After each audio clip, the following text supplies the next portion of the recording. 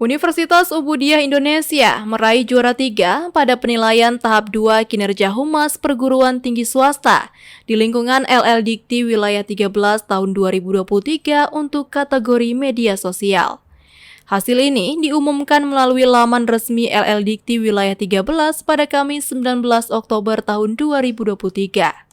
Kepala LL Dikti Wilayah 13 Dr. Insinyur Rizal Munadi MMMT mengatakan pelaksanaan Anugerah Humas Dikti-Ristek dalam rangka memberikan apresiasi dan penghargaan terhadap kinerja pengelolaan kehumasan di perguruan tinggi swasta dan LL Dikti Wilayah 13. Rizal mengatakan peran humas sangat penting dalam memberikan layanan informasi, terutama yang berkaitan dengan capaian dan terobosan kebijakan pemerintah.